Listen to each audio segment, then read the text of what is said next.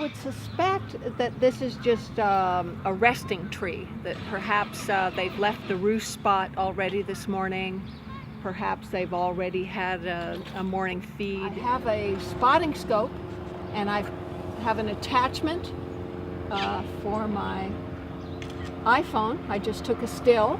This is called digiscoping. I'm going to switch it to video now.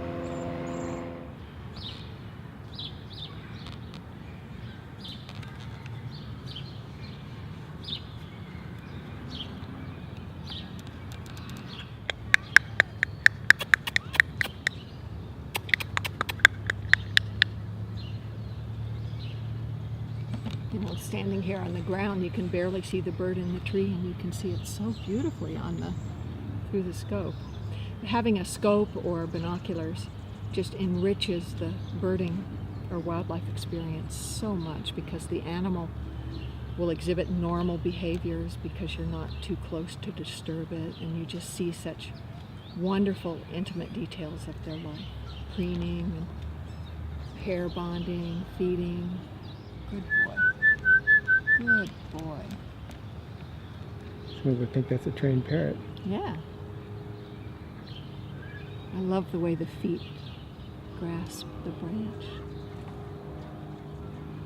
Just in this group here in Lindo Lake, I've seen 50, 60 birds at a time.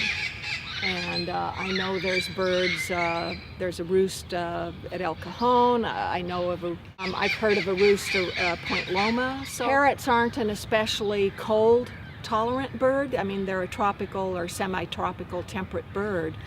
These birds, these Amazons, are somewhat more cold resistant than many parrots. And there are some parrots or parakeets that do a really good job of tolerating the cold. In Chicago, I've seen monk parakeets, which are not like pet store parakeets. It's a big parrot-type bird.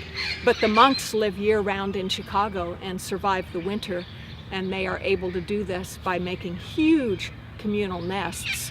And they make the nests around light standards. Perhaps the lights emit some warmth that help the birds survive through the winter. And of course, the cherry-headed conures, or the mitered parakeet, the famous parrots of San Francisco. They live there year-round, and San Francisco is quite a bit colder than us. The ones that live here, how many offspring can they have in a year? Well, that is somewhat controversial. Some biologists would say that the flocks that we're seeing are original escapees, and that perhaps they are not reproducing in the wild, because parrots are very long-lived birds, 50, 60, 70, perhaps 80 years. So these birds could be original escapees, which is what some biologists say. I'm just a layperson, but I tend to think the birds are reproducing on their own, because I've seen birds that look elderly and look worn and just look like they've been around a while. And I've seen very, very fresh young birds, beautiful plumage, smaller birds. I've also seen some begging behaviors, like a fledgling or juvenile begging a parent for food. Now, it's possible that could be pair bonding as well, or a male could be feeding a female, but that usually is behavior before nesting as well.